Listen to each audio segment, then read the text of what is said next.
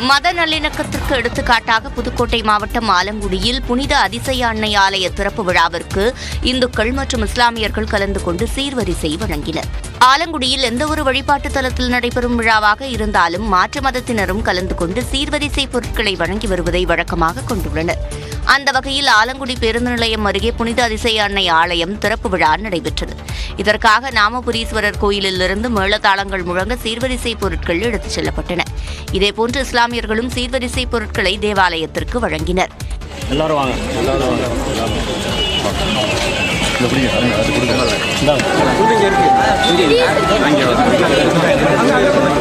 தேவாலயத்தில் உள்ள கொடிமரத்தில் மும்மதத்தைச் சேர்ந்தவர்கள் ஒன்றாக இணைந்து அன்னை படம் பொறித்த கொடியை ஏற்றினர்.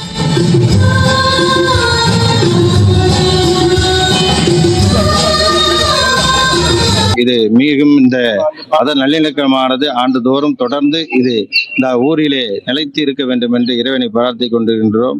ரொம்ப சந்தோஷமா இருக்கு இந்த மாதிரி ஒரு நிகழ்ச்சியில கலந்துக்கிறது. மற்ற மதங்களை மதிக்க வேண்டும் அப்படிங்கறத அந்த சின்ன கான்செப்ட் எல்லா மக்கள்கிட்டையும் வரணும், எல்லா மதங்கள்டையும் வரணும். மத நல்லிணக்கம், சகோதரத்துவம் ஆகியவற்றை பேணி காத்திடும் வகையில் சிறப்புடன் விழா நடைபெற்றது.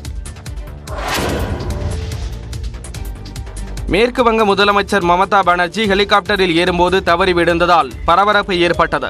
அம்மாநிலத்தில் மக்களவை தேர்தல் சூடுபிடித்துள்ள நிலையில் மமதா பானர்ஜி தேர்தல் பணிகளில் மும்முரமாக ஈடுபட்டு வருகிறார். இந்நிலையில் பஷ்சிம் பர்தமன் மாவட்டத்தில் உள்ள துர்காபூரில் ஹெலிகாப்டரில் ஏறிய மமதா படிக்கட்டில் ஏறி உள்ளே சென்றதும் இருக்கை அருகே திடீரென தடுமாறி விழுந்தார்.